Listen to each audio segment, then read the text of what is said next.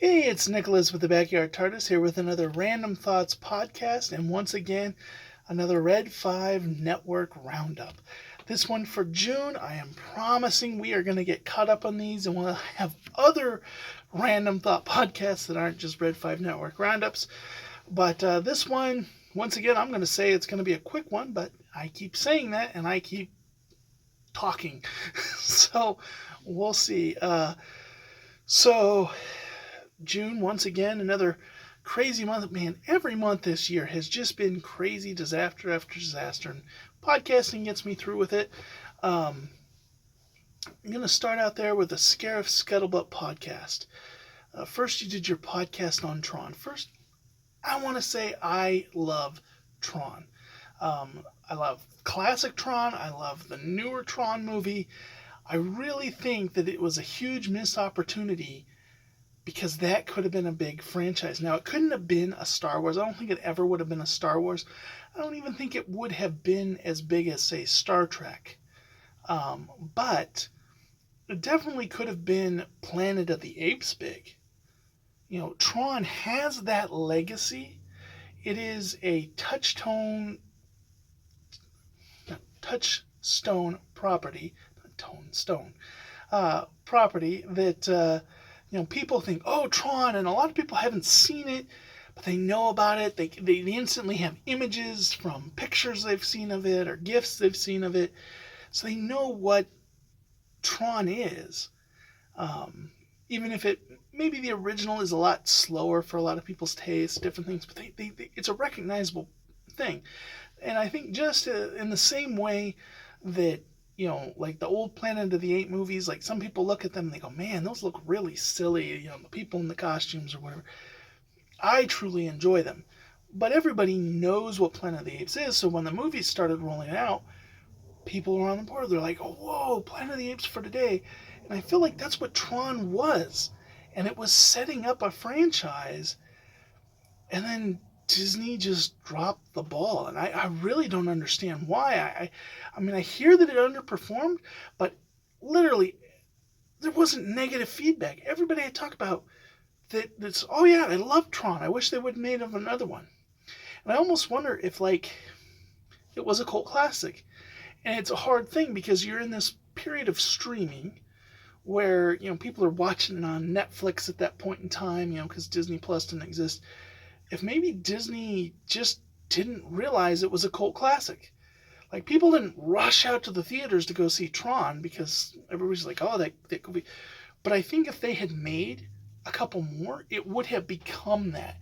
It would have been like a lot of the big franchises, even Marvel.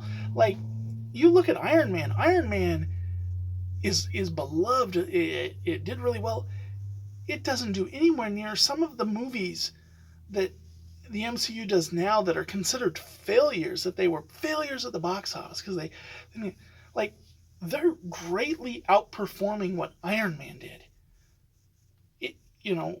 That was the movie after movie after movie, and it built on a franchise. Same with something like the Fast and the Furious. Like, now that is like this huge tentpole franchise, but it wasn't that to begin with. They were just small little things. Movie after movie after movie, where now, like, there's all these people that are fanatics about it. And I kind of feel like if they had given TRON a chance, it would have been right up there, like at the level of like Planet of the Apes as a sci-fi property. Because Planet of the Apes is something everybody knows, but when you're talking about, like, what's your top franchise, like, very few people mention Planet of the Apes. They're all like, oh, it's Star Wars, it's MCU, DCEU, Star Trek, this, they're naming all these top sci-fi properties, but rarely, are they throwing out Planet of the Apes. Yet, if you were to look, probably grossing, probably the most merchandise, Planet of the Apes is up there, and it is pretty much universally known. You talk to somebody who doesn't know sci-fi, somebody who's not in the know, who couldn't tell you who this character or that character is, but you go, do you know what Planet of the Apes are? They know what it is. They know the basic, because it's part of culture. And I think TRON had the ability to do that. Next, you did your thing on Black Hole, and you were surprised that people don't know about the black hole. Well, I think Disney, once again, they consider this to be a complete failure, and they don't want you to know about black hole. They have a big downside, and when you look at the movies that they were doing before that, and then after that, you see this is like a period where they were doing a lot of adventure movies and different stuff, and sci-fi kind of naturally lends that. You think of, like Flash Gordon, Buck Rogers, they're very adventure of the week style type things. And so when you think about Swiss Family Robinson, Robin Hood, all these different movies that they were doing, and then Black Hole came out as like their big sci-fi answer to Star Wars. And honestly, its biggest thing is that it went up against Star Wars. Like, it just, like, the bar had been set so much higher. Tons of these,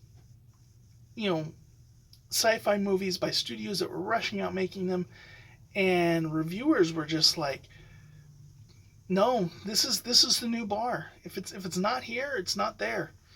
And I think it was a big financial loss for them. And so they really want to pretend it doesn't exist. And so it's not part of... And it's funny because there's certain animated movies in the Disney history that don't get any love. And some of them are great movies, but they get no love from Disney because they did poorly at the time, and they are, by Disney, viewed negatively. And so they look at it as like a black mark on their almost perfect record of movies, just because Disney just annihilates.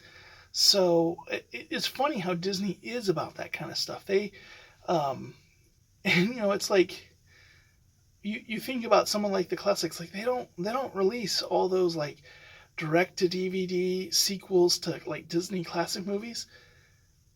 They're not putting those like front and center on Blu-ray sets. Like they're like, oh yeah, that doesn't, Little Mermaid 2, it doesn't exist. What's that? That doesn't come out of the vault. I'd be funny. I haven't even looked to see if stuff like that, I know the Lion King stuff is there, but to see if some of that stuff is even available on Disney Plus, because it's funny, there are some things, like there was the non-Pixar Buzz Lightyear TV show. That's not on Disney Plus, and that's not a rights thing. That is simply that Disney does not like that cartoon. And it's amazing. It's an amazing cartoon. Disney doesn't like it. And Pixar, more importantly, doesn't like it. Disney sold off the light. That was a big, huge contention with Pixar. And so they won't put their own content on Disney Plus because they don't like it. So I feel like, another 10, 20 years, like Black Hole is going to, it's going to become a myth. People are not going to know about this movie. They'll know about movies from the 60s more than they're going to know, all these older classics before it, than they're going to know Black Hole. Okay, last one here on the Scarif Scuttlebutt. You talked with Charles of converSWations about Wrath of Khan, and it's such a good movie, What's interesting is I am a person who is a fan of the motion picture. Admittedly, it is slow, but I am a fan. And so, but Wrath of Khan is really good. Of course, I think 6, I believe that's the Undiscovered Country. I always get it mixed up with Final Frontier, the name. But that one's my favorite. The one where Kirk, faces the confrontation with the Klingons and learns to make peace. To me, that is like the ultimate Trek film. But I greatly appreciate and recognize that everybody else feels that it's Wrath of Khan. And it's, Montalban, just, of course, he's just such a great villain. And I do think that one of the mistakes that Trek from then on tries to do is try to recapture Khan, the villain. And all the other subsequent movies, they're constantly like, well, we need a villain. Like, who is Kirk facing? And even when it went into Picard, it was like, who is Picard face? But this constant need to have like this central antagonist.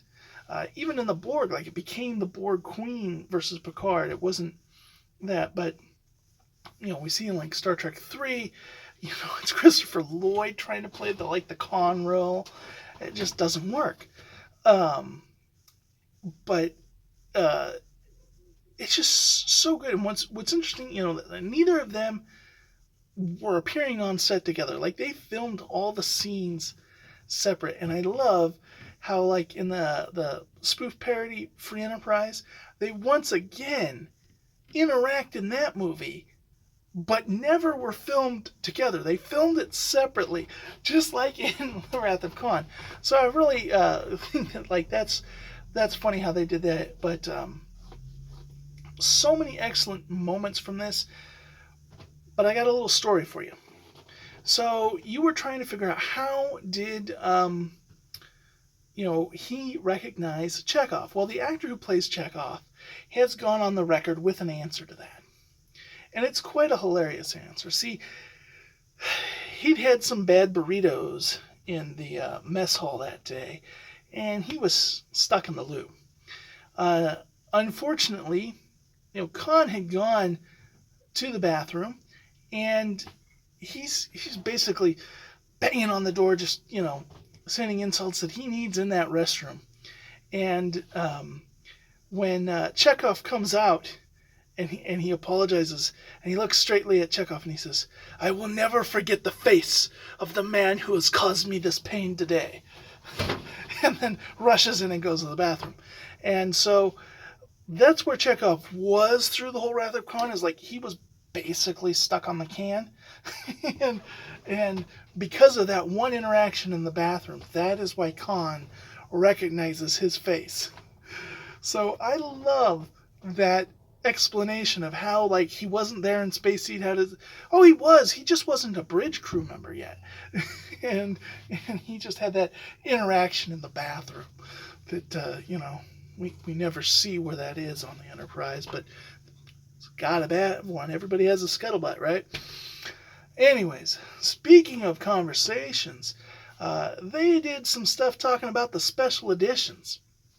And a lot of podcasts in the Red 5 network have subsequently been talking about the special editions. I know Sidebar Cantina did one on it, and I believe somebody else, I can't remember who, but I figured converSWations was the first one that brought this point up, and I wanted to talk about it. But it applies to all in Sidebar Cantina and any others that have recently been talking about the special editions. I was a person who not only had the original trilogy, but I actually had on VHS an edition that had all the deleted scenes. And so I had the scene with the guy that's like the fat guy that, Harrison Ford's originally going around doing the scene. I had that scene. They confused us. When I went in and saw the special editions, I was like, oh my goodness, that's that scene, because that tape, we'd since worn that tape out. And of course, everything had gone to DVDs, and so I didn't have that anymore. But I remember that scene, and it's one of those things that when you see stuff like that, and then you watch it again and it's not there, you feel like you're going crazy. But I knew that scene was part of Star Wars. And so when it was there in the special, I was like, yes! It has not aged well. And then when the prequels came out and Jabba was fat then, and it was like, so did he have liposuction? What's going on here? So how I would have done it, and how I still think this is something that could truly improve A New Hope. Go back, redo it, have a droid roll up, have it be a holographic projection of Jabba. Once again, how is Han Solo so bold talking to Jabba this well? Because he's not really there. He's not really sticking his finger in Jabba's face. He's talking to a hologram. Projection of Jabba being transmitted through this harmless droid. And he's, sitting there doing that. Maybe you have Boba Fett off and the Disney's just kind of, like he sent him out. Or, hey, let's get creative. Let's throw Cad Bane in his little droid, or somebody else that Jabba sent. that, if he doesn't, but when he walks around, it's a hologram. He just goes on through. Doesn't have to step on a tail or anything like that. I think it would be perfect.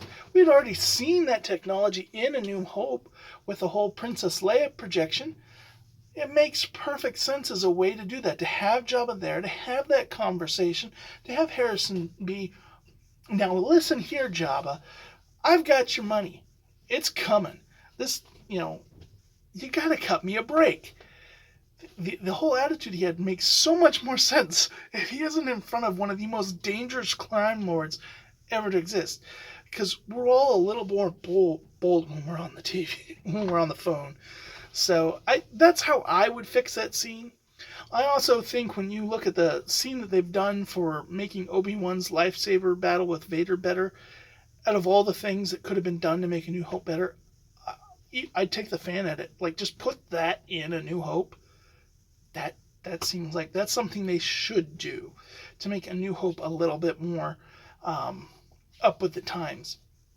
Outside of that, I think like some of the things in A New Hope, they could be improved. They could just redo that CGI, but nothing about it kills it for me. I know Empire Strikes Back, I think, was the perfect of the special editions. I think that's the only one where I actually think the special edition is superior to the original.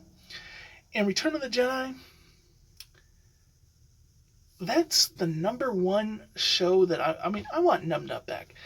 I want the original Jabba Palace scene. Like, I love that scene so much, and what they did to that just, it breaks my heart. That, to me, I can't watch. That was my favorite Star Wars movie, and I can't watch it now. It bugs me too much to not see it how I feel is the superior version.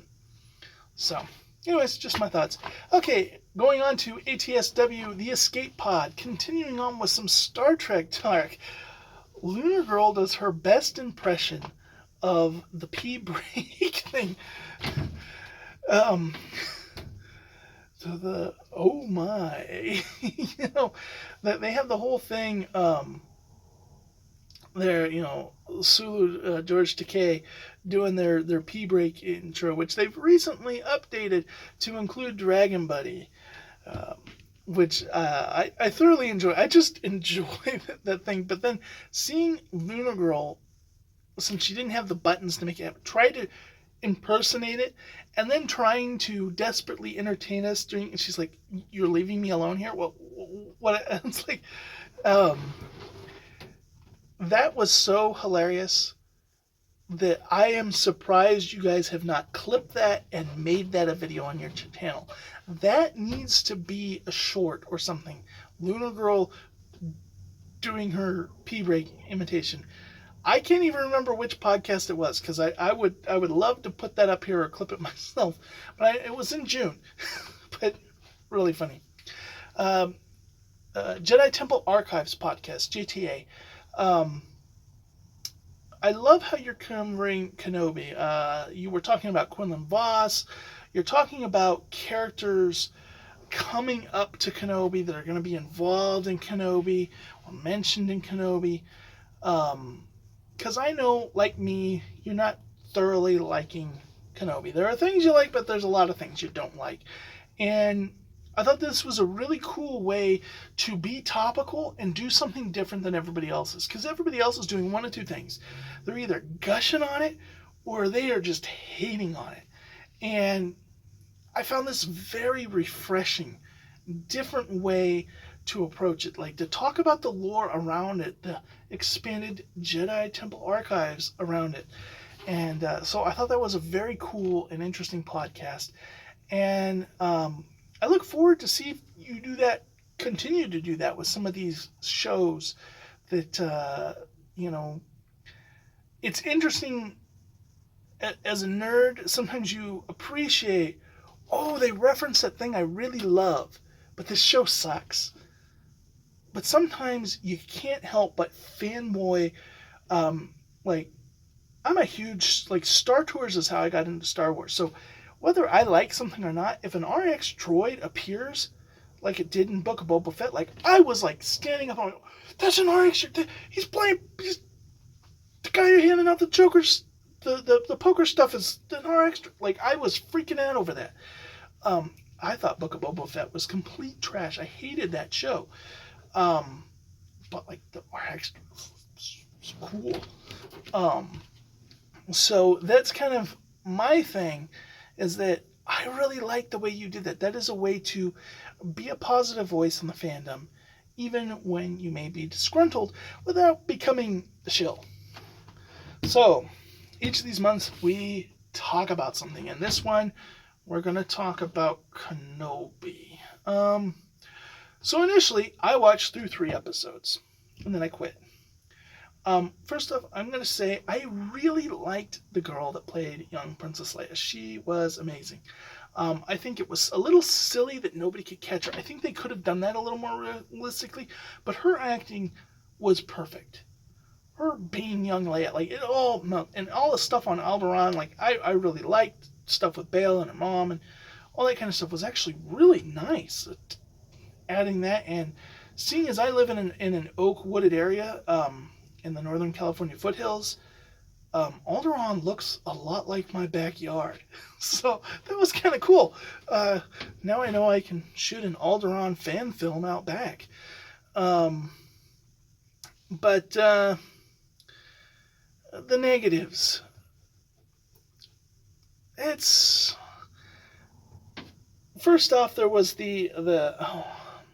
now I'm going to forget his name. He was just in Eternals. He's the comedian, East Indian. The comedy bit that he was playing, and him playing it just didn't land to me. It was too comedic, too much of a Saturday Night Live skit that he was running to be taken seriously in the show. I expect more. But the thing that really upset me was the whole encounter in episode 3, between Kenobi and Vader. First, it starts off really good. Vader's being, like, super dark. He's, like, snapping people's necks. And he is just all-powerful against Kenobi. But then there's, like, a wall of fire, which we already saw him pull Kenobi into the fire. We said all this stuff. He could have walked around it. They could have shot at Kenobi. Vader could have put the fire out with a foot. There were so many things he could have done that he didn't do. That bugged me. Why didn't he do anything? So I'd stopped. Now, I knew I was going to do this review, so I thought, well, it's only 3 more episodes. I went ahead and watched it. I will say the next episode was not much better, but the 5th and 6th episode were actually fairly decent. The show ended on a fairly good note, with the exception of a lot of the Reva stuff. There's been a big thing about Reva. She doesn't act like the other Inquisitors. She doesn't feel like she belongs as an Inquisitor. It just fell out of place. My biggest thing of why I actually got hyped, because I had no hype. I'm not a prequel fan. I liked him as Kenobi. I did. But other than that, just in general. And I figured, you know what? They screwed over the OT fans. This was going to be, once again, I just felt like all of these prequel fans going into this fanning so hard, and I had this feeling Lucasfilm was going to fill it up. And then I saw the Inquisitors, and I thought, those are Filoni's characters. Like, Filoni is really protective of how his characters are shown. So the moment I saw the Inquisitors shown, I thought, great, this is going to be really good. And then the worst part of the Kenobi show is the Inquisitors for me. So I'm scratching my head, because that was the only reason why I finally allowed myself to get hyped for the show, was the Inquisitors. Because I really like Filoni's writing. I really like how he's shown the Inquisitors and everything else. I like how they've appeared in video games. I like how they appear in Rebels. All of that. In comics and stuff, but not how they were in Kenobi. They just made that whole plot with Reva didn't make sense. It took away, and I feel like you could have made this 4 episodes instead of 6 and cut everything that was Reva out and maybe added a little bit more to make it a full 4 episodes. and it would have been a better show. And Reva's going to be getting her own show, supposedly. Now, everyone's like, well, she's a black female. That has nothing to do with it.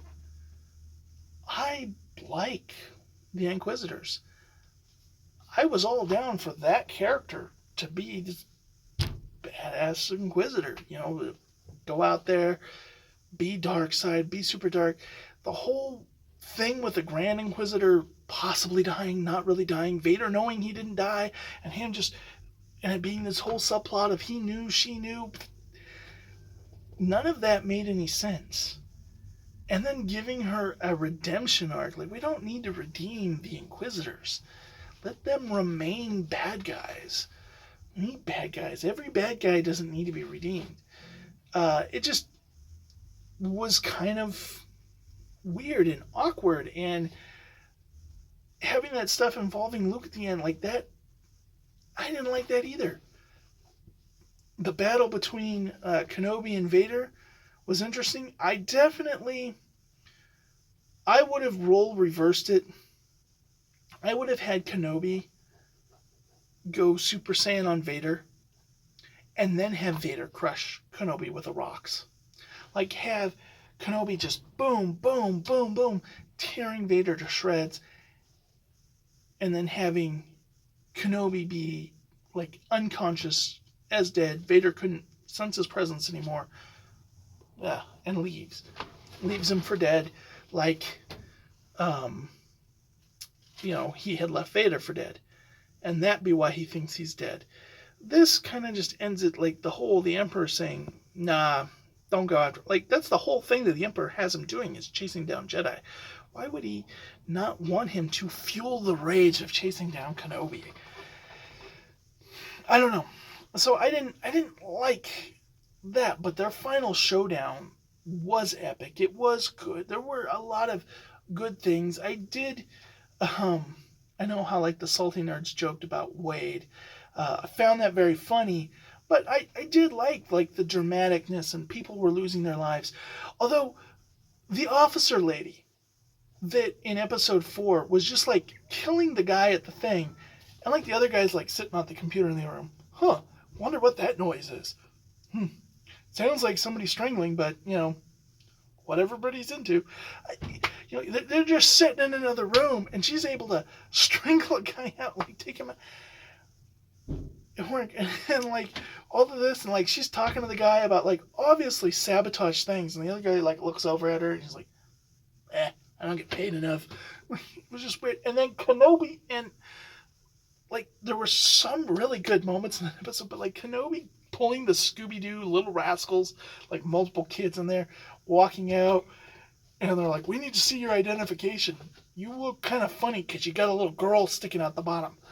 It's like, that just, But it was Kenobi. Kenobi was, I'm not a super prequel fan, so it's not overly offensive in that I'm already offended by the prequels, So, it's, I don't mind. I liked that the little young Princess Leia, there were things in that I could, just like the prequels, there are things I could cherry pick out of that, and then I will, everything else is going to be wiped from my mind. Like, I'm just going to look on these, like, few scenes, and go, oh yeah, this is how this happened, this happened. The rest of it's, I am probably never going to rewatch it, unless at some point I rewatch it with my daughter, just because she might like young Princess Leia, but she's more into Baby Yoda. She pretty much, I try to watch anything Star Wars, even like Rebels and stuff. She just wants to see Mandalorian. That's her show. So that's her Star Wars. She watched half of A New Hope and got bored. Couldn't get her to watch the rest. She watched half of Episode 1 and got bored and couldn't watch the rest. And she watched 1 or 2 Rebel episodes and 1 or 2 Clone War episodes with me and got bored and didn't want to watch anymore. But she has watched all of Mandalorian. And the last 3 episodes of Book of Boba Fett, she didn't watch the beginning ones. Just the episodes with Baby Yoda and Mando. So, anyways, and if you were looking for a Miss Marvel, I didn't watch that. Cool for everybody that loves it. I heard it actually is of good quality. The advertising didn't catch me, and I'm on this new phase of Marvel where I don't have to consume everything until they give me a reason where I feel the need to go back and consume the stuff I've missed. If it grabs me, it grabs me. If it doesn't, it doesn't. I don't feel this need. They're opening it up. They've got mature content. They've got rated PG content. They got cartoons. They've got it all over the place. It's expanded too far that I said, okay, still loving the MCU. All my friends think I'm an MCU shill because I am singing the praise of movies and shows they hate. But